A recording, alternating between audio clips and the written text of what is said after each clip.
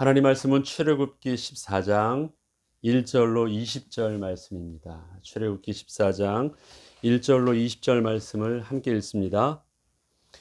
여호와께서 모세에게 말씀하여 이르시되 이스라엘 자손에게 명령하여 돌이켜 바다와 믹돌 사이에 비하이로답 곧 바알스본 맞은편 바닷가에 장막을 치게 하라. 바로가 이스라엘 자손에 대하여 말하기를 그들이 그 땅에서 멀리 떠나 광야에 갇힌 바 되었다 하리라.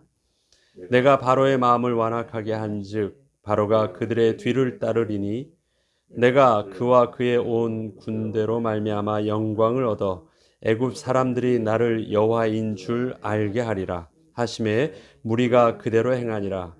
그 백성이 도망한 사실이 애굽 왕에게 알려짐에 바로와 그 신하들이 그 백성에 대하여 마음이 변하여 이르되 우리가 어찌 이같이 하여 이스라엘을 우리를 섬김에서 놓아 보냈는가 하고 바로가 곧 그의 병거를 갖추고 그의 백성을 데리고 갈새 선발된 병거 600대와 애굽의 모든 병거를 동원하니 지휘관들이 다 거느렸더라. 여호와께서 애굽 왕 바로의 마음을 완악하게 하셨으므로 그가 이스라엘 자손의 뒤를 따르니 이스라엘 자손이 담대히 나갔음이라. 애굽 사람들과 바로의 말들, 병거들과 그 마병과 그 군대가 그들의 뒤를 따라 바알스본 맞은편 비하이롯 곁 해변 그들의 장막 친 데에 미치니라.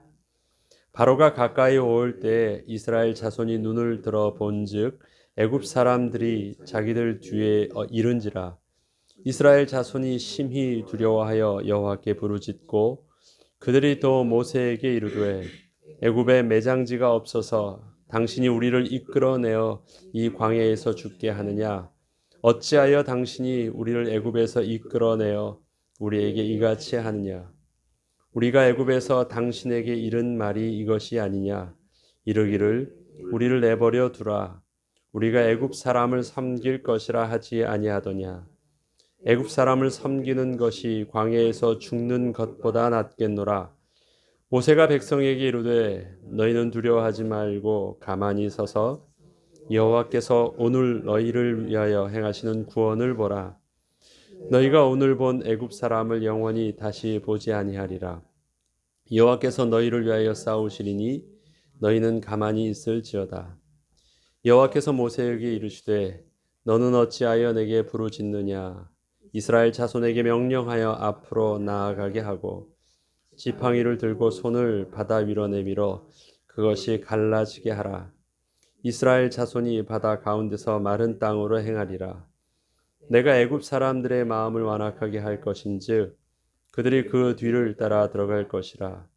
내가 바로와 그의 모든 군대와 그의 병거와 마병으로 말미암아 영광을 얻으리니 내가 바로와 그의 병거와 마병으로 말미암아 영광을 얻을 때에야 애굽 사람들이 나를 여호와인 줄 알리라 하시더니 이스라엘 진 앞에 가던 하나님의 사자가 그들의 뒤로 옮겨가매 구름 기둥도 앞에서 그 뒤로 옮겨 애굽 진과 이스라엘 진 사이에 이르러서니 저쪽에는 구름과 흑암이 있고 이쪽에는 날이 밝음으로 밤새도록 저쪽이 이쪽에 가까이 못하였더라. 아멘. 성경의 영적인 패턴을 보면 하나님과 하나님의 백성 사이의 영적인 패턴을 보면 창조가 있습니다. 하나님이 세상을 하나님의 선하신 계획대로 창조하시고 계획하시고 그 하나님의 뜻을 이루시길 원하셨습니다. 그게 창조입니다. 그런데 그 가운데 하나님의 축복을 누려야 될 하나님의 백성은 타락을 합니다. 하나님을 불신앙하고 타락을 합니다. 그러면 어떤 일이 있습니까? 다시 하나님은 하나님의 약속하신 뜻에 의해서 하나님의 선하심 속에서 하나님의 백성을 구원하시고 그 다음에 본래 하나님의 약속을 회복해 주십니다. 그래서 이 창조와 타락과 구원과 회복이라는 이 영적인 사이클들이 성경에 이스라엘 백성과 하나님과의 관계를 보면 계속 반복되어지고 있는 이 영적인 사이클입니다. 그 가운데 하나님께서는 하나님의 백성이 타락한 하나님의 백성들을 이끄시기 위해서 또 하나님의 백성들을 다시 하나님의 백성으로 성화시키고 회복시키기 위해서 하나님께서 이스라엘 백성들, 그러니까 하나님의 백성들을 이끄시는 영적인 방법도 어느 정도 그 틀이 있습니다. 그것은 하나님께서 하나님의 백성을 구원하여 주실 때 택하시고 약속하신 대로 다시 부르십니다. 구원하십니다. 근데 그 부르심을 우리 출애굽기에서 지금 앞에서 보았듯이 그 부르심의 장소가 홍해길이에요. 광야로 부르세요. 아니, 힘든 곳에서 건져내셨으면 좋은 데로 딱 두시면 되시는데 하나님께서는 부르시는 그 장소가 뒤로 돌아보지도 못하시는 홍해를 건너게 하시면서 광야에 처음에 있게 하십니다.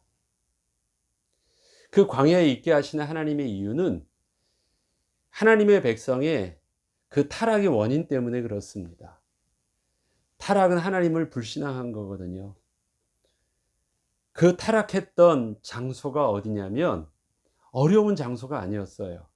모든 것이 축복으로 하나님께서 다 주셨던 에덴 동산이었습니다. 거기서 타락한 거예요. 부족함이 없는데도 타락했습니다. 뭘 기억하지 못했어요? 하나님의 언약을, 또 하나님이 주신 복을 온전히 기억하지 못했습니다. 그래서 하나님께서 홍해와 광야길로 부르십니다. 그러면 이스라엘 백성들은 거기서 뭐래요? 나는 믿음으로 나왔는 줄 아는데 그게 아니거든요. 내가 잘못한 건 아닌가? 다시 되돌아 보고 싶다 하면서 하나님께 불평과 원망을 합니다. 그런데 하나님께서는 그 광야길에서 저들에게 불평하는 이유를 아세요. 하나님의 약속을 기억하지 못하고 있는 거거든요. 그래서 하나님의 약속을 다시 기억하게 하시고 그 약속 위에서 다시 회복시켜 주시고 축복을 주십니다. 그래서 하나님의 백성에게 뭘 인식시켜 주시냐면 난 너에게 이미 약속하였다라는 것입니다. 너는 이미 복의 근원이고 너는 절대 망하지 않는 존재라는 사실들을 기억할 수 있고 계속해서 그것이 뿌리 박힐 수 있도록 하나님께서는 가르쳐 주십니다. 그게 광야에서 하시는 일들이에요. 광야가 없으면 하나님의 약속과 하나님의 선하심과 하나님의 계획들을 그렇게 인식할 수 있는 계획이 없어요. 이미 주어버리면. 그런데 광야에서 일어나는 사건은요, 우연히 발생한, 일어나면 안 되는 일들이 내게 다가온 사건이 아니에요. 하나님께서 하나님의 백성들을 하나님이 누구인지, 하나님의 백성 되었다라는 것이 어떤 의미가 있는지 하나님과 하나님 백성과의 영적인 비밀들을 알게 해주시는 과정입니다. 그리고 그 관계와 나와 너 사이에는 무엇이 있느냐? 변함없는 언약이 있다. 하나님께서 너희에게 너희가 나를 두려워하지 아니하고 눈치 볼 필요 없고 반드시 이루실 하나님의 축복들은 약속에 근거한 것이다. 그러니까 절대 잊지 마라라고 말씀해 주시는 하나님의 약속이 있습니다. 그것을 계속해서 알게 해주세요. 그게 광야에서 이스라엘 백성들이 완전히 그 몸에 완전히 체질화시켜야 될 비밀이었고, 그 다음에 그 광야에서 이스라엘 백성들이 경험해야 될 다른 어떤 우상신과 다른 유일하신 여호와 하나님의 어떠한 분이신지를 경험해야 됐습니다. 하나님께서는 이렇게 생생나세요.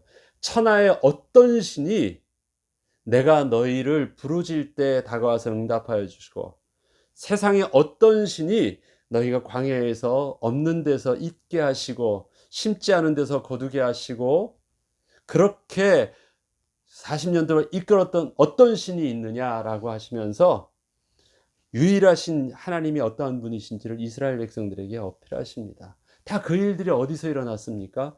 광야에서 일어난 일들이고요. 광야에서 하나님은 하나님의 계획 가운데 이스라엘 하나님의 백성들을 그렇게 훈련시켜 가셨던 과정이었습니다. 구원한 하나님의 백성에게 일어나는 사건들은요, 우연이 아닙니다. 그리고 사건이 아닙니다. 그리고 문제가 아니고 잘못된 게 아니에요. 오늘 본문을 보면 그 사실들을 알 수 있습니다. 우리는 홍해의 기적을 이렇게 자칫하면 오해할 수 있습니다. 그거는 일어나면 안 될 사건이 일어난 거예요. 홍해라는 데서 하나님께서 이끄셨는데 가다 보니까요, 큰 문제가 생겼어요. 왜요? 우리 갈 길이 막혔어요.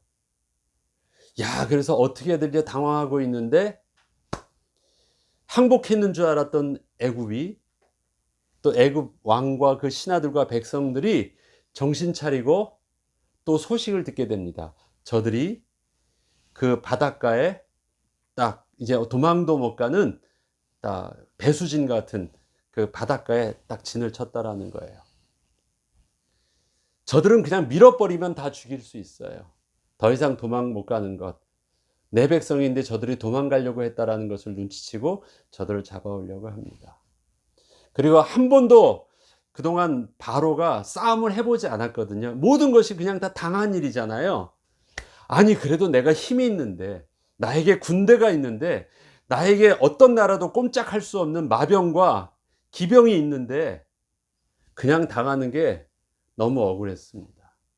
가서 한번 본때를 보여줘야 되겠다고 해서 마병과 기병을, 또 특별히 선발된 자와 그 다음에 있는 모든 것을 다 동원해서 저들을 잡으러 왔습니다. 이스라엘 백성이 당황했어요. 이대로 죽게 되었습니다. 이게 일어난 사건입니까? 이게 큰일 난 이스라엘 백성들에게 위기입니까? 오늘 14장에서요, 시작은 그렇지 않습니다.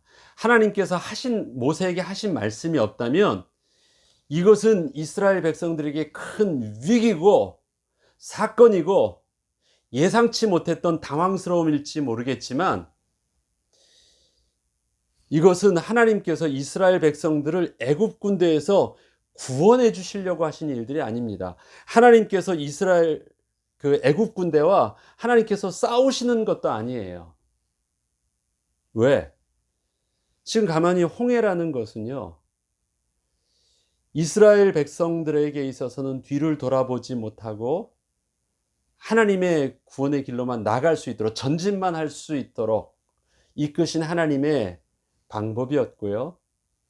애굽 왕과 또 애굽 군대 앞에서는 여호와 하나님이 어떠한 분이신지를 제대로 보여주시기 위한 하나님의 계획이었어요. 저들은 싸우러 온 것이 아니라 하나님의 트랩에 말려든 것입니다. 정확하게 그렇게 표현하고 있어요. 여호와께서 애굽 군대가 싸우신다고요? 하나님은 싸우신 적이 없어요. 싸우실 가치도 없었고요. 저들을 어떻게 해요?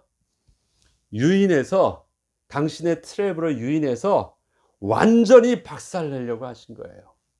내 백성들이 하나도 싸우지 않고 어떻게 애굽 군대가, 그렇게 세상에서 강한 군대가 어떻게 박살났는지를 하나님이 보게 하시겠다라는 것입니다. 그래서 애굽 군대를 통해서 하나님의 영광을 드러내 보이겠다라는 것이고, 애굽 군대를 통해서 여호와 하나님, 세상에서 유일한 하나님이 어떠한 분이신지를 분명히 알게 하시겠다라는 것이에요. 큰일 난 이스라엘 백성들에게 하나님께서 오셔서 구원해 주신 일들이 아닙니다. 이해되시죠? 정확하게. 이 일들은 하나님께서는 이미 이스라엘 백성들을 향한 언약은 끝났어요. 내 백성을 구원해 주셔서 이 산에서 예배하시겠다고 하셨던 하나님의 언약은 끝났어요. 이루실 것입니다. 단 한 번에 하루아침에 다 하실 일들을 하나님은 10번을 통해서 이루셨어요. 10번째 재앙을 통해서 이스라엘 백성들에게 하나님을 어떻게 섬겨야 되는지도 다 알려주셨어요. 그리고 구원해 내셨습니다. 그리고 진짜 서막을, 애굽 군대가 어떻게 망하는지를, 하나님의 영광을 실질적으로 보여주겠다라고 하시고 모세에게 앞으로 일어날 일들을 구체적으로 알려주셨고 구체적으로 그 일들의 진행들을 알게 하셨습니다. 자, 그리고 보시죠. 14장부터 제가 쭉 빨리 읽겠습니다. 1절부터. 여호와께서 모세에게 말씀하여 이르시되 이스라엘 자손에게 명령하여 돌이켜 바다와 믹돌 사이에 비하이로답 곧 바알스본 맞은편 바닷가에 장막을 치게 하라. 하나님께서 장막을 거기 치게 하셨습니다. 바로가 이스라엘 자손에 대하여 말하기를 그들이 그 땅에서 멀리 떠나 광야에 갇힌 바 되었다고 할 것이다 라고 생각하게 하는 거예요. 하나님께서 이스라엘 백성들을 왜 바닷가 장막에 치게 하겠냐면 그것을 보면 바로가 저들의 거기에 갇힌 바 되었다라고 생각하게 하는 거래요. 미끼를 던진 것입니다. 그것을 바로가 덥석 물었어요. 그래서 어떻게 해요? 저들이 이 정도면 내가 싸울 만하다. 저들 다 밀어버려서 수장시켜버려야지. 선택해. 죽을래? 다시 항복하고 나한테 따라올래? 저들은 그렇게 생각할 것이래요. 그리고 저들에게 악한 마음을 주어서 바로의 그 강팍한 마음으로 총 공격할 것이라고 말을 합니다.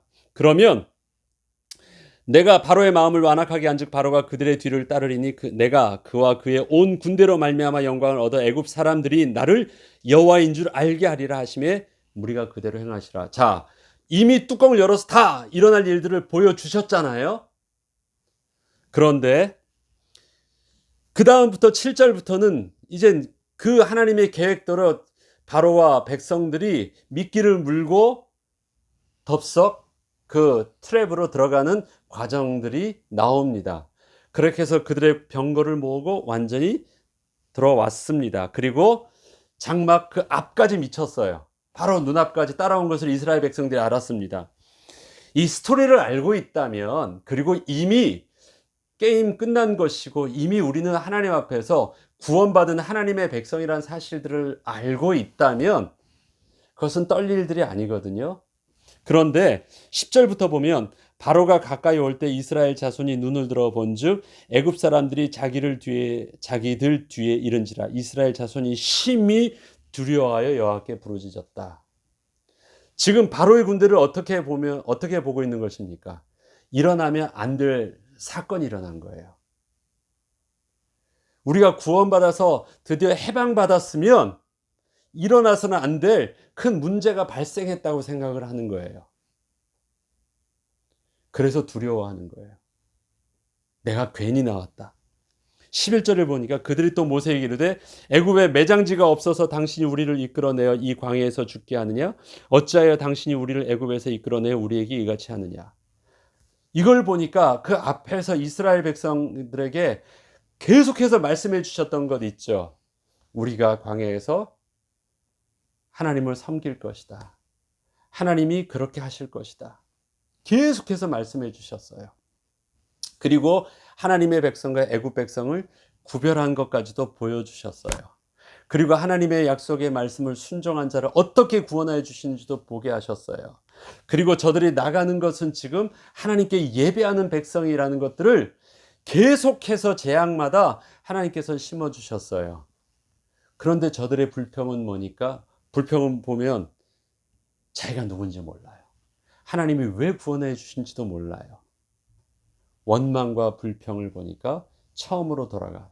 겉봐라, 겉봐라, 겉봐라. 내 그럴 줄 알았다. 계속 그 말을 하고 있어요. 잃어버린 거예요.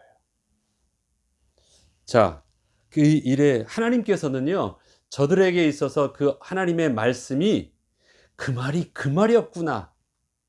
아, 내가 하나님의 백성이라는 것이 이러한 것이었구나. 여호와 하나님이라는 그 여호와라는 뜻이 이 말이었구나. 그것이요, 실질적으로 우리 식대로 표현하면 말이 말같이 느껴지고 그것이 인식되어지는 데는요, 알아, 다 알아 라는 그 과정을 거쳐서 경험하면서 인격적으로 받아들이는 데는 시간이 필요했어요. 하나님이 이것을 아셨습니다. 저들의 불평 속에서 12절 보면 우리가 애굽에서 당신에게 이른 말이 이것이 아니냐. 이르기를 우리를 내버려두라. 겉봐라 우리가 계속 말했지 않느냐. 우리를 내버려두라. 우리가 애굽 사람을 섬길 것이라 하지 아니하더냐. 애굽 사람을 섬기는 것이 광야에서 죽는 것보다 낫겠노라. 이것은요. 광야에서 이스라엘 백성들이 계속하고 있는 그들의 불평의 영적인 패턴이고 불평할 때마다 하는 동일한 말입니다. 그러다가 하나님 구원해 주시면 어떻게 해요? 또 히히거리면서 뭐 잊어버려요. 그리고 감사하다가 다시 배고파지고 다시 목말라지고 다시 사건이 생기면 것 봐라. 애굽이 좋다. 다시 돌아갈 것이다. 우리 다 왕을 세워야 될 것이다. 개가 그 토한 것을 다시 먹는 것 같은 반복을요. 계속해 영적인 방법을. 하나님은 저들에게 이것을 각인시키고 이것을 심기 위해서요. 여호와 하나님이 어떠한 분이신지 창조주 하나님이 어떠한 분이신지를 매일 하나님께서 만나를 통해서 창조 역사를 매일 보여주세요. 아침마다. 또 저녁에 잊을만 하면 재워주고 아침에 또 깨워서 또 보여주시고 그 일들을 해요. 그것을 경험하면서도 그들은 계속해서 방황하는 거예요. 자, 이 영적인 패턴이 출애굽의 패턴이라는 서막을 보여줍니다. 13절 모세가 백성에게 이르되 너희는 두려워하지 말고 가만히 서서 여호와께서 오늘 너희를 위하여 행하시는 구원을 보라. 너희가 오늘 본 애굽 사람을 영원히 다시 보지 아니하리라. 이걸 보면요. 모세가 믿음으로 이스라엘 백성들에게 선포하잖아요. 그런데 이 선포하는 말처럼 보이는 것에 대해서 14절 보면요. 여호와께서 너희를 위해 싸우시리니 너희는 가만히 있을지어다 라고 말을 합니다. 그리고 가만히 있는데 이 일에 대해서 15절 보면 여호와께서 모세에게 이르시되 너는 어찌하여 내게 부르짖느냐라고 말하면서 책망합니다. 그렇다면 지금 13절과 14절에 모세의 말과 모세의 믿음에 뭔가 문제가 있는 거예요. 뭘 모르고 있느냐 모세도. 모세도 이스라엘 백성들과 그들보단 조금 나아 보이지만 여전히 근본적으로 인식하지 못하고 있는 것이 있습니다. 이게 지금 싸움이에요? 싸움이 아닌 거예요. 애국 군대가 왔어요. 여호와께서 너희를 위해 싸우신다? 아니에요. 이건 전쟁 자체가 아니었어요. 전쟁을 저들이 싸움을 걸었고 하나님께서 그것을 막아주시고 내 백성을 구원하여 주시는 상황이 아닌 거예요. 모세에게 말했잖아요. 이건 전쟁이 아니라고. 이 일들을 통해서 하나님이 어떤 분이신지 너에게 알려주고 하나님의 영광을 드러내게 하시고 하나님의 백성이 어떠한 것인지를 알게 하시는 하나님의 가르침의 과정이었는데 모세는 이걸 싸움으로 봤어요. 위기 순간으로 봤는데 하나님은 우리를 구원해 주실 거야라고 본 거예요. 그러다 보니까 어떻게 대비합니까? 싸움에 대비하는 거예요. 그리고 여호와께서 싸워주신다라고 얘기하는 것입니다. 아니에요. 그래서 이것은 굉장히 믿음의 고백이었고 믿음의 선포였고 백성들 앞에 선 것처럼 보이지만 사실은 속으로는 떨지만 리더기 때문에 떠는 모습을 보일 수 없는 모세의 모습입니다. 모세가 진짜 영적인 리더로 올바로 서려고 했으면 이렇게 표현하면 안 돼요. 기억해봐라. 하나님이 우리에게 이 말씀 하셨지 않느냐. 하나님은 약속하신 대로 이루실 것이다 라고 해서 우리는 우리의 길을 가면 됐던 거예요. 그런데 자 15절부터 보면 여호와께서 모세에게 이르시되 너는 어찌하여 내게 부르짖느냐. 이스라엘 자손에게 명령하여 앞으로 나아가게 하고 지팡이를 들고 손을 바다 위로 내밀어 그것이 갈라지게 하라. 이스라엘 자손이 바다 가운데서 마른 땅으로 행하리라. 자, 뭐 하라고요? 너는 싸우지 말고 네 할 일 해. 그 말씀하시는 거예요. 싸움에 대비해서 지금 하나님은 앞에만 보고 가게 하셨잖아요. 왜? 되돌아보면 두려워해서 다시 돌아갈까 두려워해서 하나님께서는 앞만 보고 가도록 하셔서 광야길 땅의 길로 가지 않게 하시고 블레셋의 길로 가지 않게 하시고 광야에 있는 홍해 길로 가게 하셨대요. 그렇다면 어떻게 해야 돼요? 하나님이 되돌아보지 말도록 하셨잖아요. 그럼 되돌아보지 말고 광야로 향해서 홍해 길로 해서 그냥 가래요. 지금 이것은 막힌 것이 아니고 이것은 쫓기는 것도 아니래요. 이것은 전쟁도 아니고 이것은 위기의 순간도 아니래요. 이 일에서 영적 지도자가 해야 될 일들은 하나님께서 지금 내게 주신 그 시간표에서 허락하신 일들을 그냥 그대로 하래. 너의 리더십을 그냥 감당하래요. 기도하는 것처럼 보이고 여호와께 부르짖는 것처럼 보이지만 그것이 믿음 있는 행위가 아니었고 그것이 올바른 지시하심이 아니었어요. 왜? 상황을 정확하게 영적인 인식을 하지 못했기 때문에 그렇습니다. 전쟁이란 상황으로 본다면 처음부터 잘못된 것이에요. 하나님이 우리를 광야로 인도하셨어요. 근데 그 광야는 하나님이 이끄신 구원한 우리에게 하나님이 주시고자 하시는 축복의 를 경험하게 하고 여호와 하나님이 누군지를 알게 하시는 일들이었습니다. 사건이 일어났어요. 아, 이건 뭐 잘못했을까? 하나님이 이 사건 구해주셔가 아니라 그 사건은 내가 믿음으로 받는 거예요.